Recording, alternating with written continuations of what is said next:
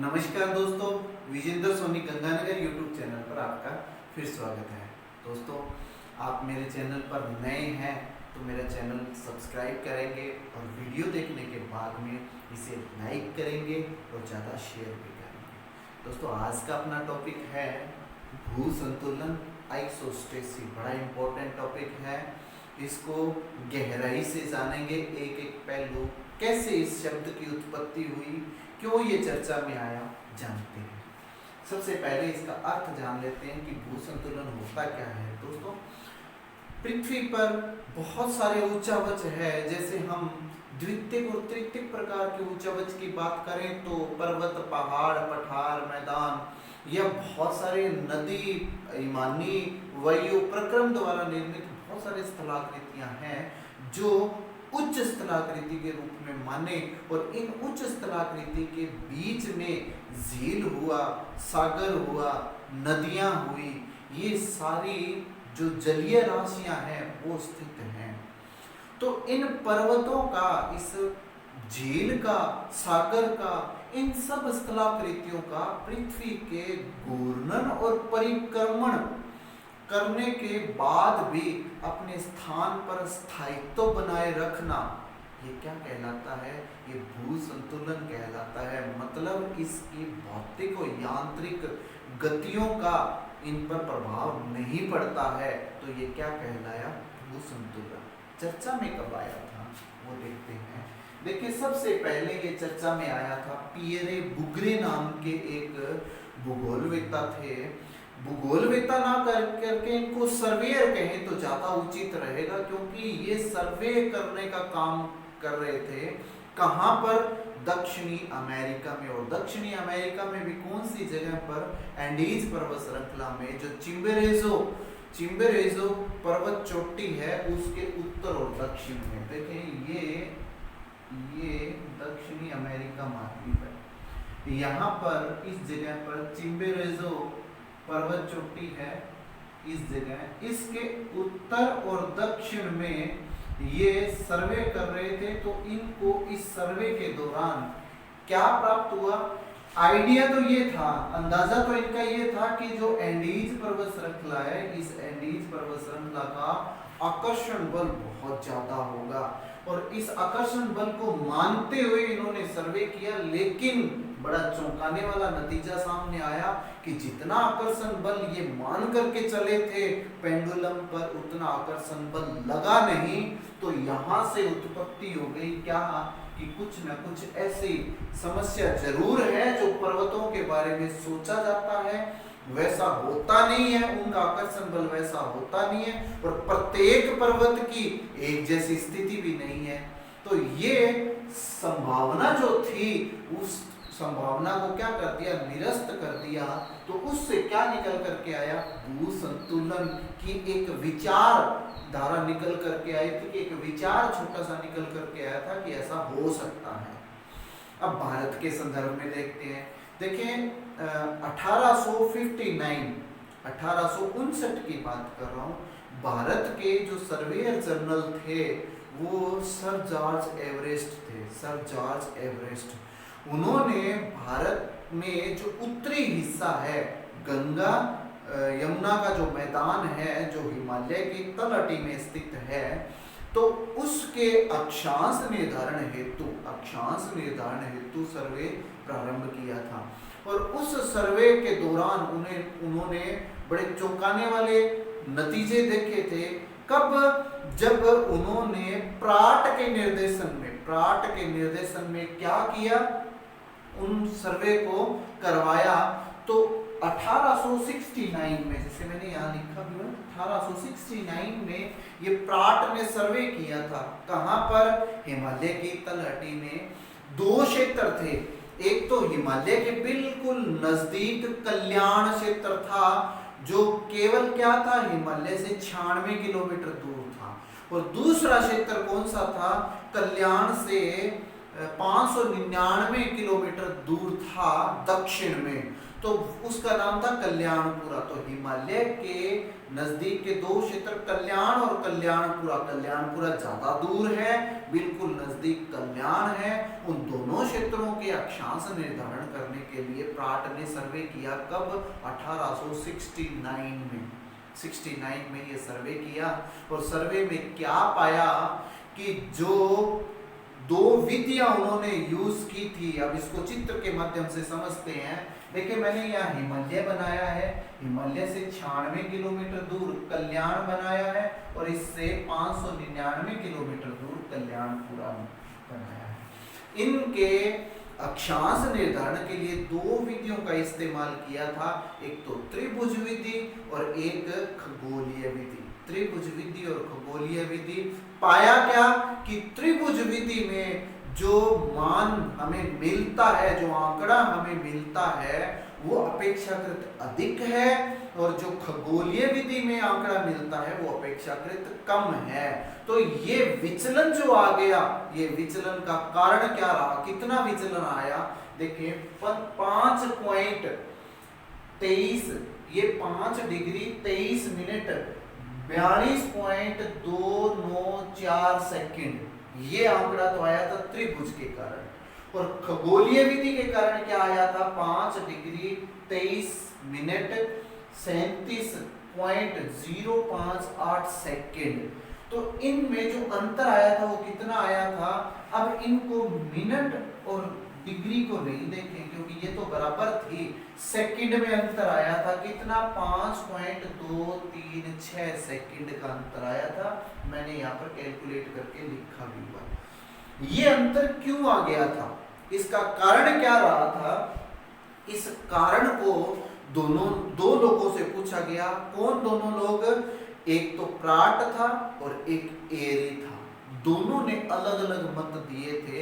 तो यहीं से स्टार्ट हो जाती है क्या? भू संतुलन की अवधारणा, जिससे बहुत सारे विद्वानों ने अपने अलग अलग विचार दिए थे। वो सारे विचार आज हम पढ़ेंगे। अब भू संतुलन ये विचारधारा तो चल रही है, लेकिन अभी तक इसका पर्टिकुलर कोई नाम नहीं आया है। पर्टिकुलर कोई नाम नहीं आया है। वो नाम किसने दिया था? वो नाम दिया था 1889 में। 1889 में डट्टन ने ये डट्टन ने सबसे पहले नामकरण किया था। क्या? भू संतुलन, या इसको कह देते हैं आइसोस्टेसी, जिसको और क्या नाम जा सकते हैं हम? समस्थितिकी।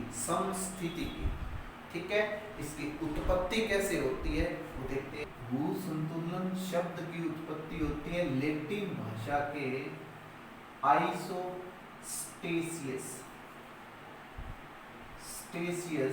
शब्द से होती है। आइसोस्टेसियस शब्द से होती है, जिसका शाब्दिक अर्थ क्या है? समान स्थिति। ये ध्यान में रखना है, इसका शाब्दिक अर्थ है समान स्थिति। तो यहां से ये शब्द की उत्पत्ति होती है।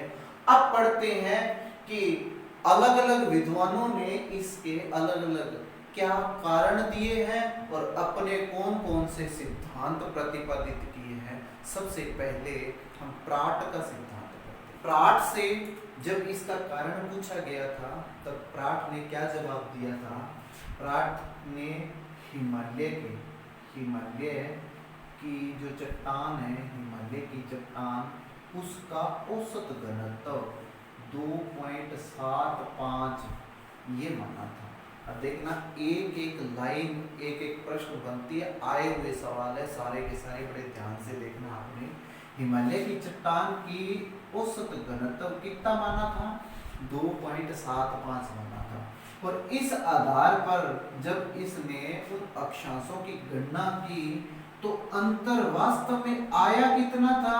5.236 सेकंड, ये तो अंतर आया था। लेकिन इस गणना के अनुसार अंतर आना कितना चाहिए था? 15.886 सेकंड, ये आना चाहिए था। तो ये तो इस गणना के अनुसार आना चाहिए था और वास्तव में अंतर आया कितना था, 5.236 सेकेंड ये अंतर आया था। तो इसका कारण क्या रहा, ये चीज प्राट से पूछी थी। प्राट ने बहुत ही शानदार एक जवाब दिया था।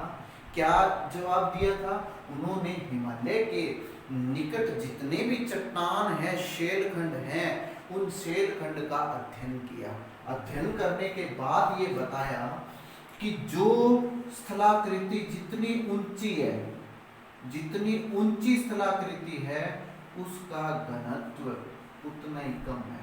घनत्व कम, स्थलाकृति ऊंची है तो, और स्थलाकृति यदि नीची है तो उसका घनत्व उतना ही ज्यादा होगा। मतलब ऊंचाई और घनत्व में उसने क्या बता दिया, विपरीत संबंध बता दिया। मतलब ऊंचाई कम है तो घनत्व ज्यादा रहा होगा। तो यही कारण उसने हिमालय के बारे में भी बताया, क्या कि हिमालय की ऊंचाई ज्यादा है, तो जो हम इसका घनत्व मान रहे हैं उससे भी कम है, कारण कि उसकी ऊंचाई ज्यादा है। अब इसके लिए उसने एक सिद्धांत प्रतिपादित किया था। कौन सा सिद्धांत था वो देखें। उसने एक पात्र लिया, उसने एक पात्र लिया, इस पात्र में एक द्रव पदार्थ भरा। वो द्रव पदार्थ क्या था, यहाँ से एक सवाल उठता है। ये द्रव पात्र पारा था, पारा, पारा। और आपको पता होगा कि पारे का घनत्व जो होता है वो अधिक होता है। कितना, लगभग 13। पारे का घनत्व अधिक होता है। अब इसने इस पारे में क्या किया, इस पारे में सीसा, लोहा, एंटीमनी और जस्ता, जस्ता, ये 4 धातुएं इसने यूं डुबोई। कौन कौन से थे, सीसा, लोहा, एंटीमनी, अलग अलग ये घनत्व के धातुएं हैं। सीसा, लोहा, एंटीमनी और जस्ता, इनके घनत्व अलग अलग होते हैं। इनको पारे में डुबोया, पारे में डुबोया तो इन्होंने क्या पाया कि ये जो स्थलखंड हैं, जितने भी धातुएं इसमें डुबोई है उनको स्थलखंड माने, तो ये सारे के सारे एक तल पर टिकते हैं, एक तल पर टिकते हैं।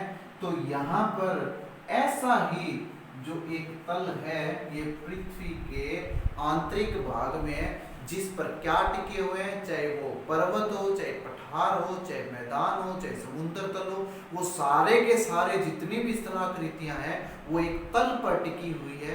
उस तल को इसने नाम क्या दिया, क्षतिपूर्ति तल।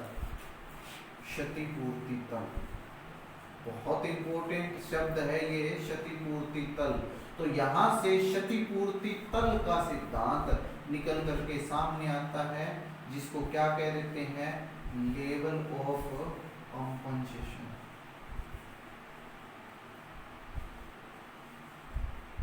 Level of compensation. अब इसने क्या चीज प्रतिपादित की है, इस सिद्धांत को समझ लें। इसने ये कहा है कि जो स्थलखंड जितना ऊंचा होगा उसका घनत्व उतना ही कम होगा। जो स्थलखंड जितना नीचा होगा, मतलब जिसकी ऊंचाई कम है, वो सारे के सारे घनत्व उच्च वाले स्थलाकृतियां होगी। क्लियर है। तो इसने क्या बताया, ऊंचाई में और घनत्व में विपरीत संबंध बताया। क्लियर है, किसने, प्राट ने। और कौन सा सिद्धांत दिया, क्षतिपूर्ति तल का, जिसको क्या कह देते हैं, लेवल ऑफ कंपनसेशन कह देते हैं। क्लियर है। अब देखें, जो प्राट कह रहा है, ये जो परिवर्तन कह रहा है, ये सारा का सारा स्थल मंडल में है। स्थल मंडल में, स्थल मंडल में मतलब कि ये क्या कह रहा है, ये कह रहा है कि बेरिस्फीयर, बेरिस्फीयर और पाइरोस्फीयर, पाइरोस्फीयर ये मैंने भूकंपीय आधार पर पृथ्वी की आंतरिक संरचना बताई थी, उसको ध्यान से और देख लेना। बैरिस्फीयर और पाइरोस्फीयर वहां पर बताया हुआ है डिटेल से। बैरिस्फीयर और पाइरोस्फीयर में ये परिवर्तन नहीं होता है, नहीं होता है। इसका मतलब जो प्राट है वो जो एरी द्वारा प्रतिपादित कौन सा सिद्धांत है, नहर सिद्धांत, उसको क्या कर देता है, खारिज कर देता है और अपना कौन सा सिद्धांत बता रहा है, अपना क्षतिपूर्ति तल सिद्धांत बता रहा है। क्लियर है? देखते हैं एरी का सिद्धांत। एरी से जब उसका अंतर का कारण पूछा गया, कितना अंतर आया था, 5.236 सेकंड, ये अंतर पूछा गया, इसका कारण पूछा गया। तो इसने एक सिद्धांत प्रतिपादित किया। इसके लिए क्या प्रतिपादित किया है कि हिमालय का जो आकर्षण बल है, पेंडुलम का आकर्षण बल है, उस पेंडुलम के आकर्षण से ये क्या है, ये अंतर उत्पन्न हुआ है। क्यों उत्पन्न हुआ है, उसके लिए सिद्धांत क्या दिया था, जिसका नाम है तैराव सिद्धांत। पहली बात ये आर्किमिडीज का जो सिद्धांत है, तैराव सिद्धांत, उसको फॉलो करेगा, आर्किमिडीज के सिद्धांत को। सबसे पहले क्या बताता है, सबसे पहले ये क्रस्ट, क्रस्ट मतलब ऊपरी पपड़ी, ऊपरी पपड़ी या क्रस्ट, इसको जो अध स्तर है, अध स्तर, जिसको क्या कह देते हैं, सबस्ट्रेटम, सबस्ट्रेटम, इस सबस्ट्रेटम पर तैरते हुए माना है। किसको, क्रस्ट या पपड़ी को अध स्तर या सबस्ट्रेटम पर तैरते हुए माना है। क्यों तैरते हुए माना है, क्योंकि इसने जो अध स्तर है और पपड़ी है, इनका अलग अलग घनत्व बताया। अध स्तर का घनत्व कितना, 3 माना है, 3, और जो क्रस्ट या पपड़ी है उसका घनत्व कितना, 2.67 ये माना है। इसका मतलब कि जो पपड़ी या क्रस्ट है वो कम घनत्व की है और जो अधस्तर या सबस्ट्रेटम है वो अधिक घनत्व का है। इसका मतलब तैर तो सकता है, प्रमाणित किया है इन्होंने आंकड़ों के द्वारा। अब ये क्या चीज मानता है, जो स्वेस बताता है वो चीज कि सियाल और सीमा, सियाल और सीमा, इसकी अवधारणा को ये सत्य मानता है और ये कहता है कि सियाल सीमा पर तैर रही है, मतलब ज्यादा घनत्व की सीमा है जो सबस्ट्रेटम की तरह है और सियाल पपड़ी की तरह है। ठीक है, ये चीज। अब इसके बाद में बहुत इंपॉर्टेंट चीज क्या मानी है, ये कहता है कि जो हिमालय है, ये हिमालय है, ये कम घनत्व का है, कम घनत्व का है। और ये हिमालय जो पृथ्वी के आंतरिक भाग में ग्लासी मैग्मा है, ग्लासी मैग्मा, जिसका घनत्व क्या है, उच्च है, इसका घनत्व उच्च है। ये इस उच्च घनत्व के मैग्मा पर तैर रहा है। कौन, हिमालय।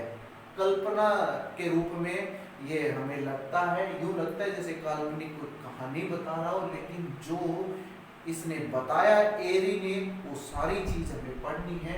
क्या बताया है, क्रस्ट और पपड़ी का घनत्व 2.67, अधस्तर या सबस्ट्रेटम का घनत्व 3 माना है, पपड़ी को तैरते हुए माना है, किस पर, सबस्ट्रेटम पर।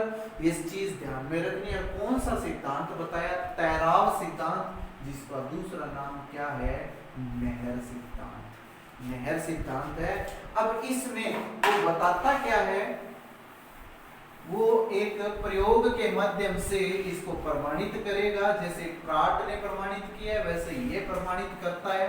क्या, कि एक पात्र लेता है वो, ये एक पात्र लिया।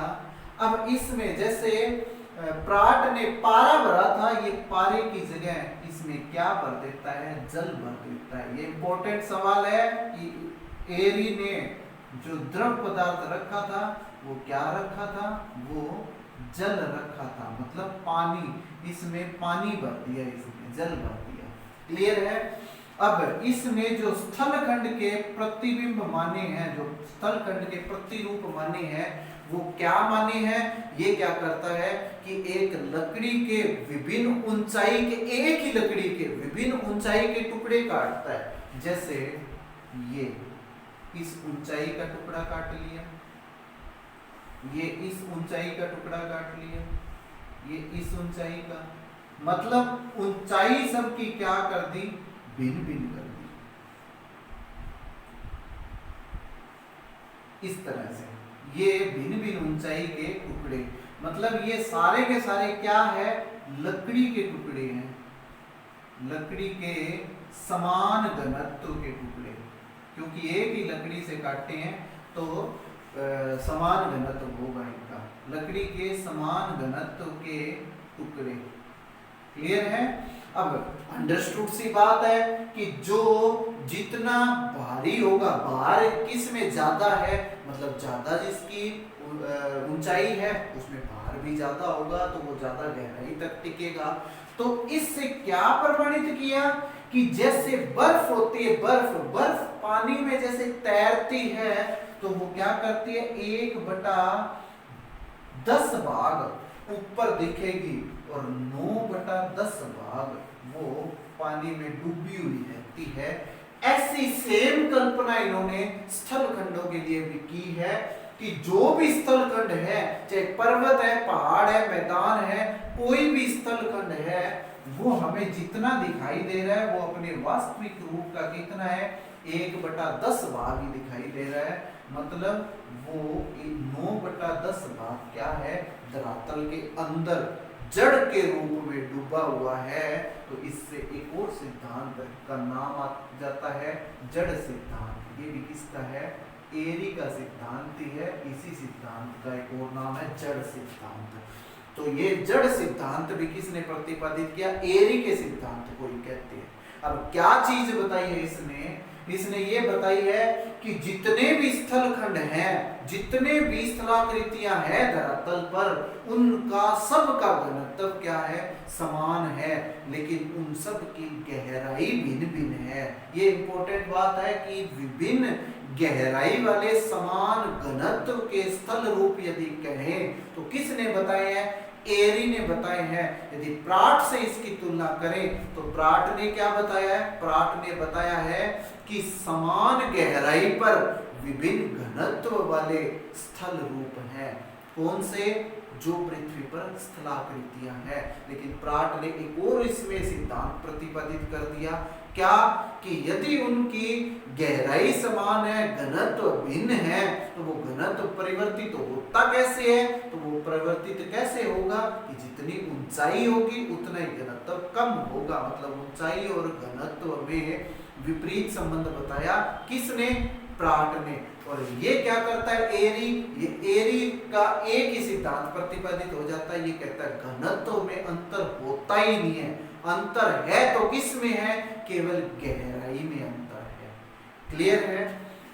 अब देखें जो एरी का सिद्धांत है, एरी का सिद्धांत है, इसका समर्थन किसने किया था? जोल्ली ने और